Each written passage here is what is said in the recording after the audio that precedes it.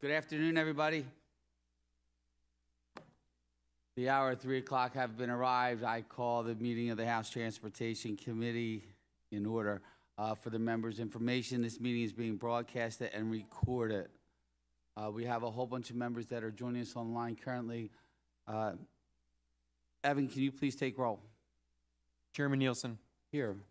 Bellman, Curry, Designation.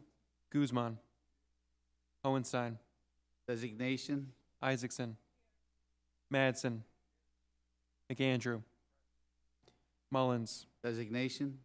O'Mara, Designation. Powell, Designation. Sappy, Designation. Schusterman, Designation. Siegel, Designation. Chairman Benninghoff, Here. Bernstein, Designation.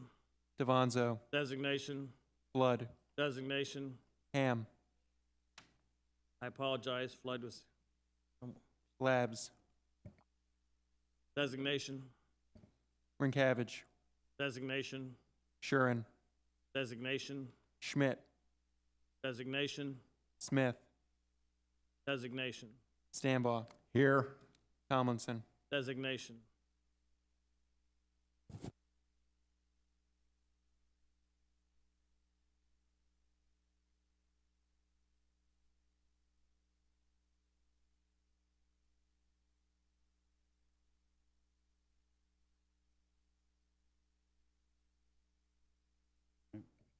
We have a quorum, and for the information, Representative Schusterman, Siegel, Kerry, Hohenstein, Sappy, Rankevich, Sheeran, Devanzo, Flood, Powell, and Labs have all joined us online.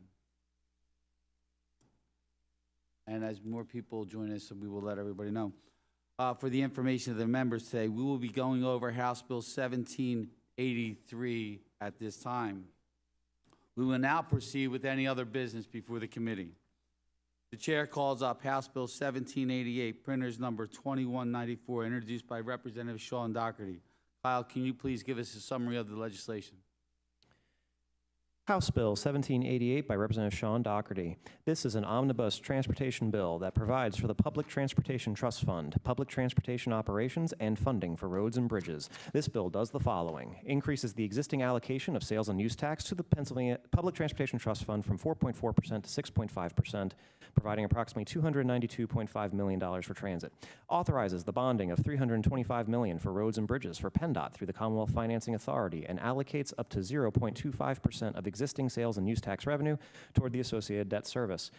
For fiscal year 2025-26, allocates $150 million in unrestricted revenue from the Motor License Fund to highway and bridge projects on 3- and 4-digit state roads. For fiscal year 26-27, allocates $125 million in unrestricted revenue from the Motor License Fund for highway and bridge projects on 3- and 4-digit state roads. Requires the Legislative Budget and Finance Committee to annually review the procedures and audits of SEPTA and Pittsburgh Regional Transit, and every other year submit a report to the House and Senate Transportation Committees of SEPTA's and PRT's financial status. Requires SEPTA and PRT to submit at least one public-private partnership or P3 project to the P3 board for consideration within 90 days. Requires PennDOT to develop new minimum performance criteria for SEPTA and PRT to improve fare evasion, P3s, and bus routes. Failure to meet these minimum performance criteria may result in the loss of operating funds. And finally, allows public transportation vehicles to be equipped with illuminated signs or illuminated surfaces or digital signs on the rear or side of the vehicle. PennDOT must approve the size and placement of a digital sign prior to their use, and there are no amendments filed to the bill. Thank you, Kyle. This has been an ongoing issue we've been trying to face here for the Transportation Committee. And I want to, at this time, recognize the maker of the bill, Representative Doherty, who has been following this issue with us since he's joined us. Although he's not a member of the committee, this is something he's been advocating for since joining us in the House. Representative Doherty, would you like to speak on your bill, please? Thank you, Chairman Nielsen, Chairman Benninghoff, members of this committee. Thank you for returning to Harrisburg today to address an urgent and time-sensitive issue, not only for my district, but for all 67 counties in this Commonwealth. I represent Northeast Philadelphia, which is served by SEPTA. On August 24th, just 18 days away, transit services in my district and the entire Southeast region will be slashed by 45%.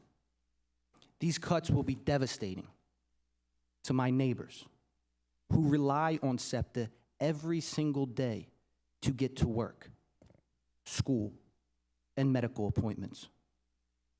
Earlier today, SEPTA announced what bus lines will be cut if they do not receive additional funding by August 14th. Today is August 6th. We are out of time. This crisis is not just about SEPTA.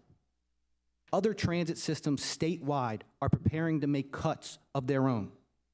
These cuts will hurt real people, destroy jobs, and hurt businesses of every size. These cuts do not need to happen.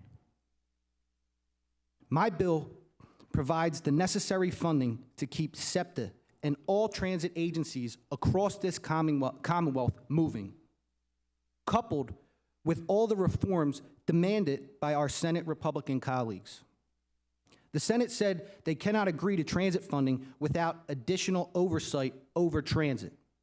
My bill includes Republican language from Senate Bill 952, requiring the Legislative Budget and Finance Committee to complete annual reviews of both SEPTA and Pittsburgh Regional Transit.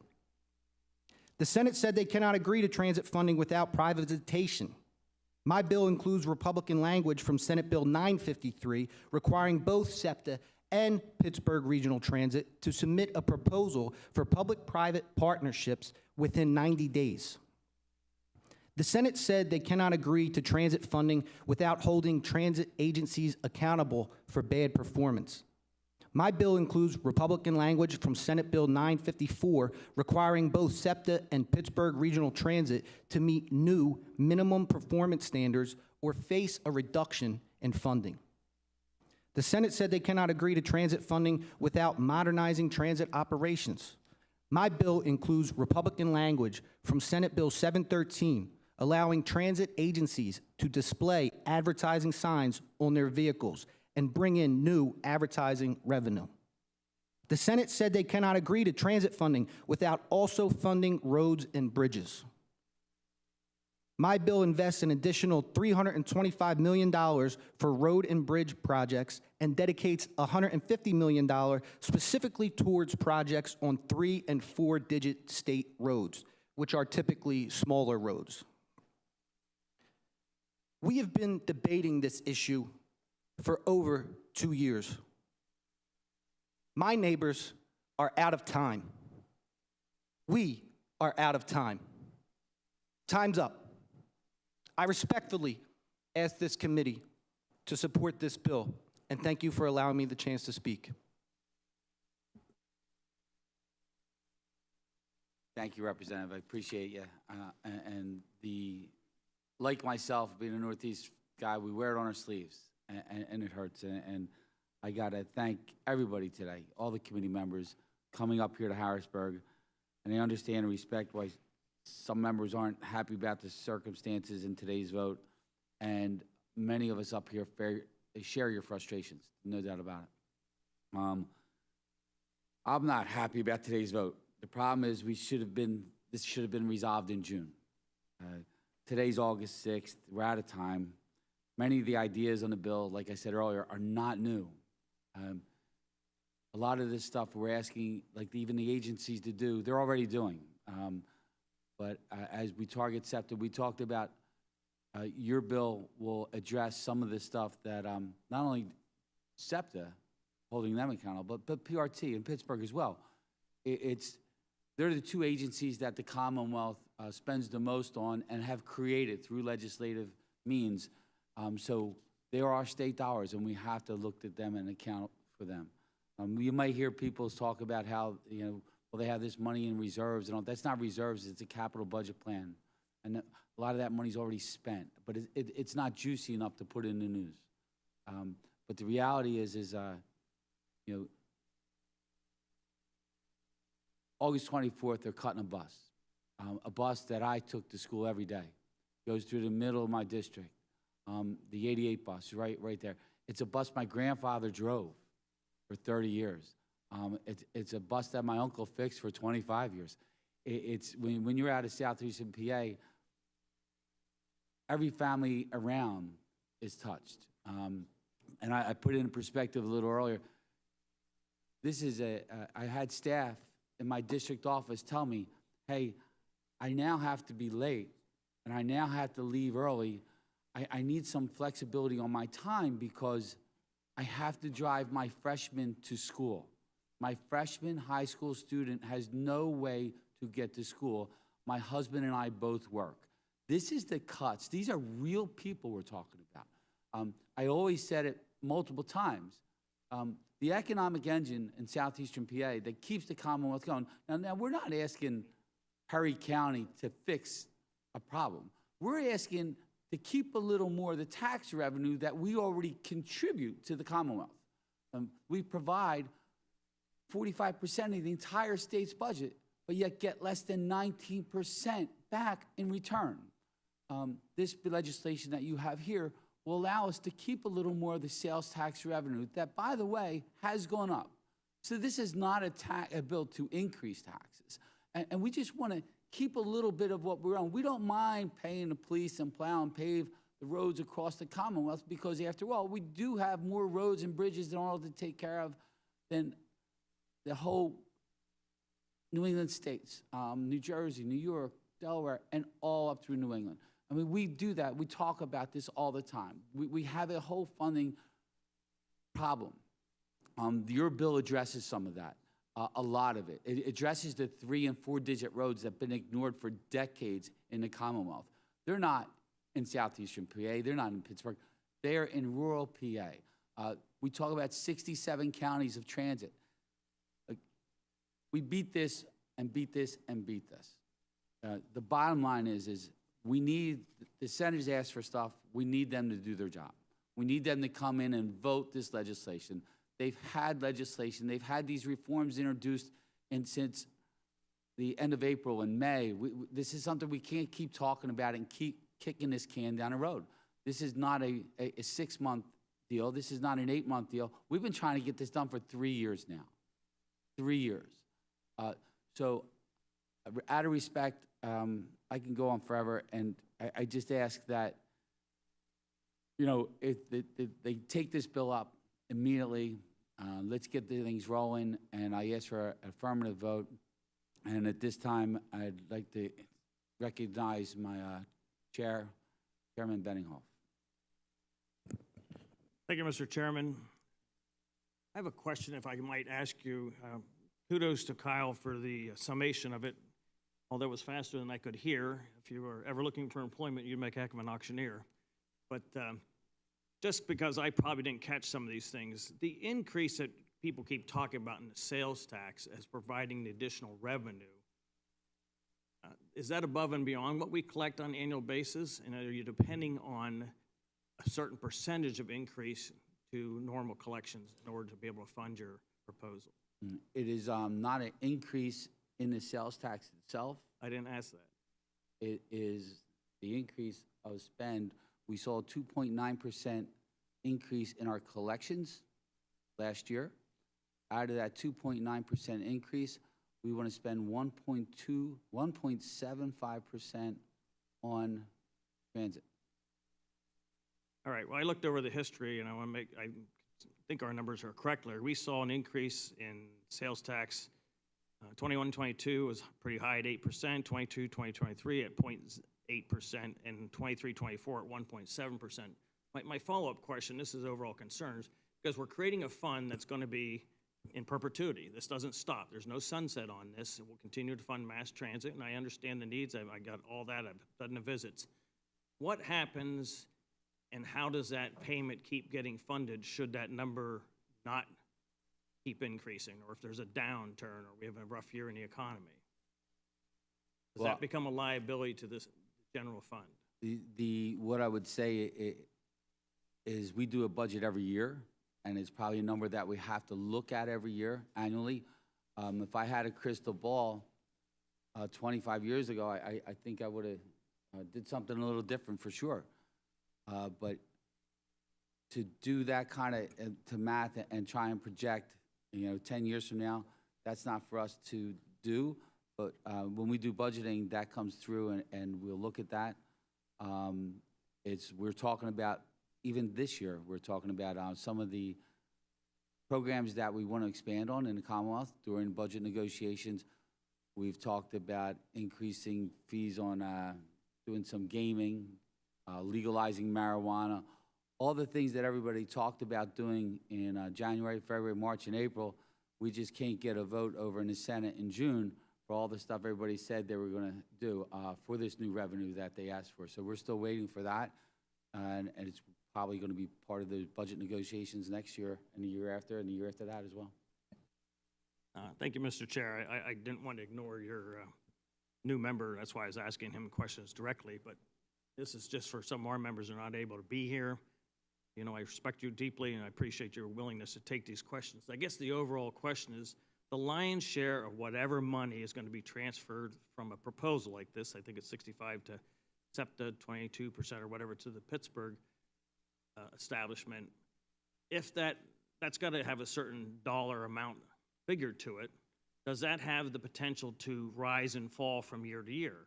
My assumption is if you give an organization a certain amount of money this year, the expectation will they'll set their budget accordingly and need that amount next year. What I don't want our members to be voting on is the possibility that you're going to cause a new liability to the general fund.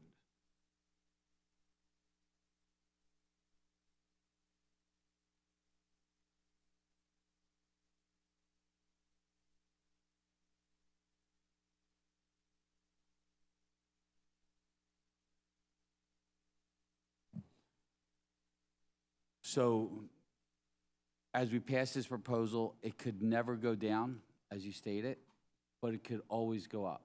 If collections are higher in the Commonwealth, that number could get larger. I appreciate your honesty on that. So I'm assuming, just from my perspective, we have a perpetual liability that will be set by this being passed, that we will have to find one way to fund it. So I will caution our members, if the sales tax revenue fluctuates, dips below whatever we are going to set this rate at this year, we will have another expenditure to the general fund. At a time when the state budget's $1.2 billion structural deficit, meaning we consistently are spending more than what we have, I do have concerns with that. I'm totally respectful for the need, but I just want to put that out there. And Mr. Chairman, if I could on a final comment.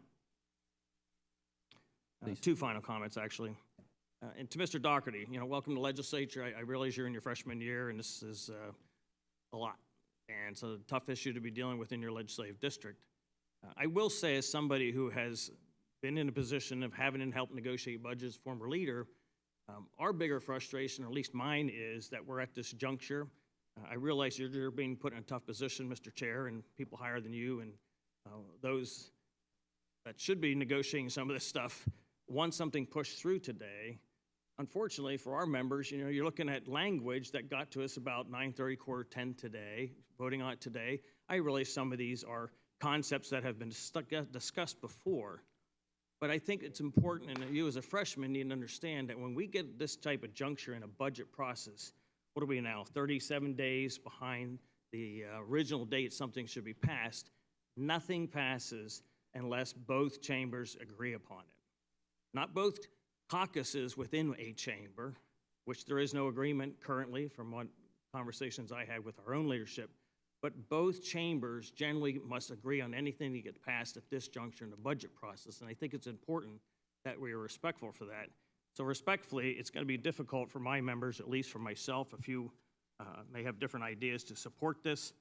And in closing, I will say, it is not that we are not empathetic.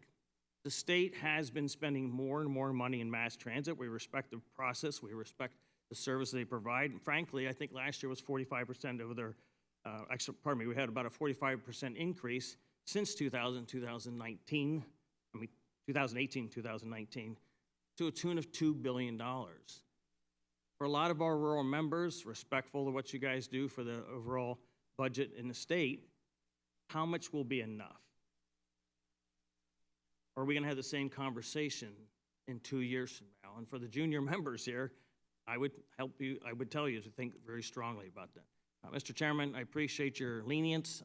Again, we may differ on the outcome of this, but I think we need to be very cognizant of some of those cautionary comments I made. And thank you, young man, for your work here. Thank you, Chairman. I'll, a little bit response. We are moving this bill quickly. I appreciate the concerns. The framework of the bill was shared with your office on Monday. Final draft was shared as soon as we got it. You know, as we know, drafting legislation is a process as well. We've been debating the issue for 2 years. And so it's not like this is nothing new to the members of the committee. The other thing I would share is with respect to how much is enough is enough. The residents of Philadelphia say that all the time. When's enough enough? Okay, if we want to, I'll be glad to support any kind of legislation you or the Republican Senate would like to pass that we keep ours, you keep yours. Because if we were able to keep ours, we wouldn't be having this conversation today. As I said, we provide more than 40% of the budget and get less than 20 back in return. And if we want to pass a constitutional amendment to do that, but the city of brotherly love and sisterly affection, we don't believe in that. We believe in helping others. And we understand that, you know, some of these smaller counties out, Potter County, I don't even want to name counties, a smaller rural county, can't transport their seniors to medical appointments and hospitals and stuff like that. We don't mind helping, and we don't mind helping and lifting people up instead of kicking them to the curb. So we're asking to keep a little bit of ours that we already pitch in, and I believe I said that earlier today. Before we go on, I'd also like to recognize Representative Tomlinson has joined us online, and I'd now like to recognize Representative Guzman.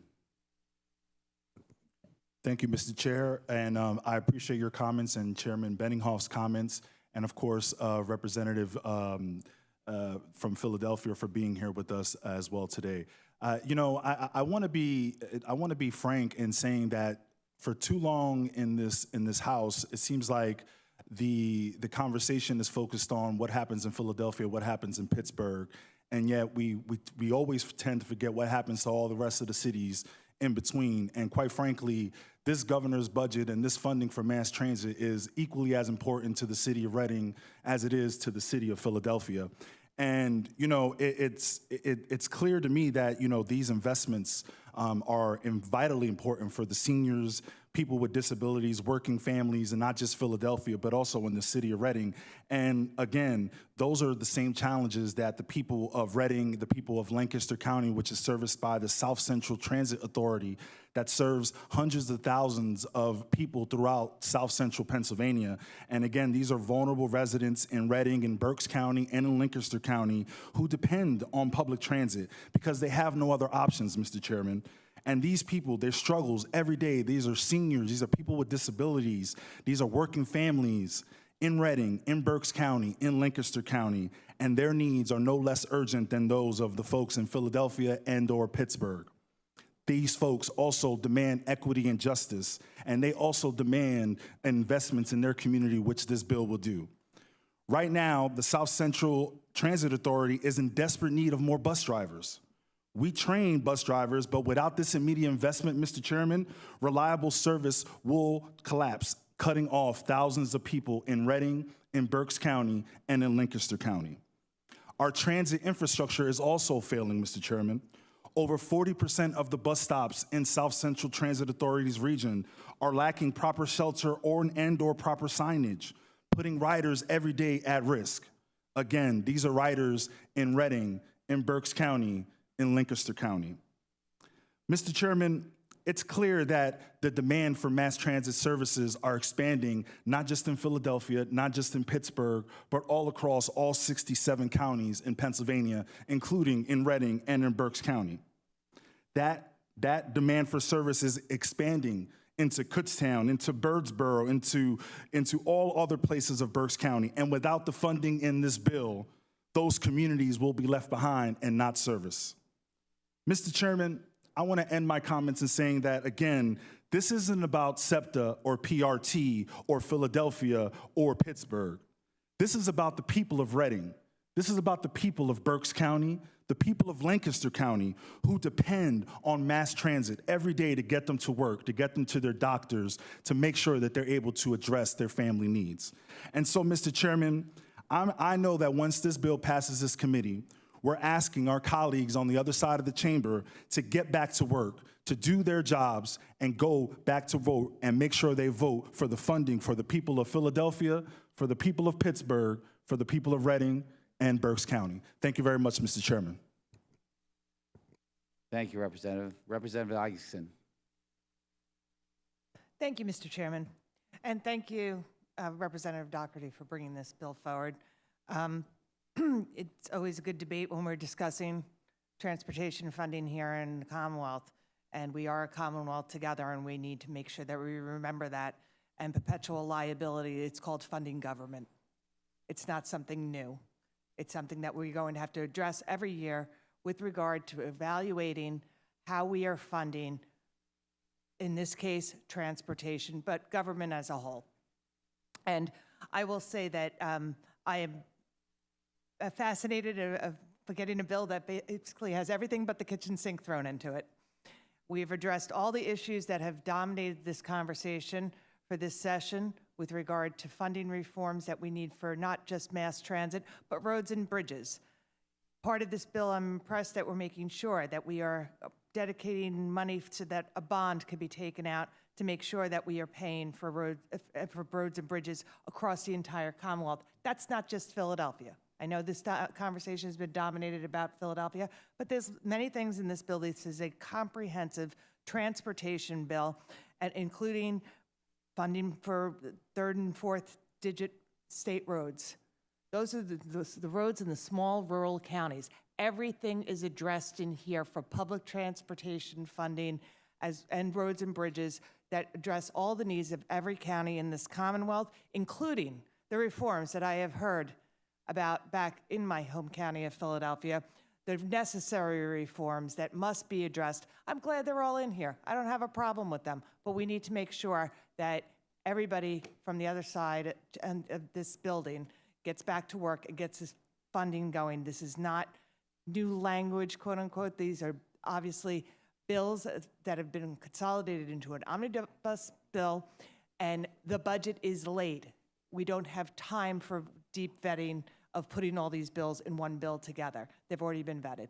So thank you very much for bringing this forward, and I hope everybody on this committee can consider voting yes on funding, not just mass transit, but the roads and bridges and small roads in your districts also. Thank you.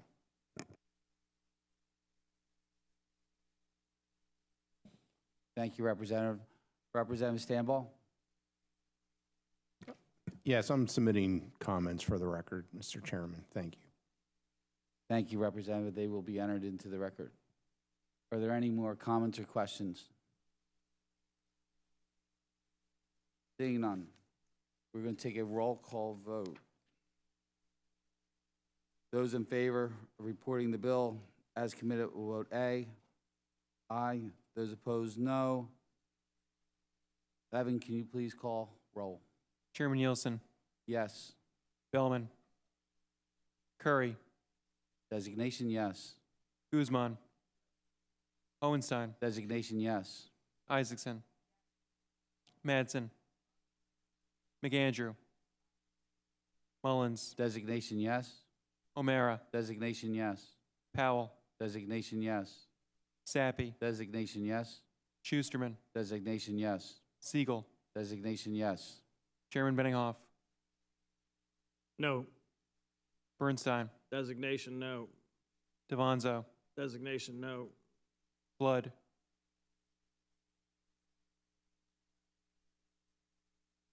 Ham, Designation, no. Labs, Designation, yes. Brinkavage, Designation, no. Shuren,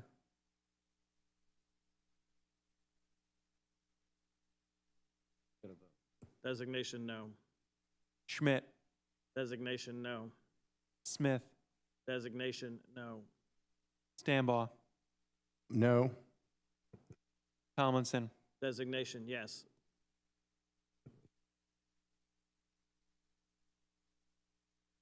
16-10. Thank you. The vote is 16 to 10. House Bill 1788 will be reported in a favorable recommendation out of the committee. Again, before we adjourn, I'd just like to thank everybody for taking the time out this nice summer day and coming to Harrisburg and joining us online and being apart from your family and your district and your constituents. I appreciate this, and I want you to have a safe travels, and I hope to see you soon.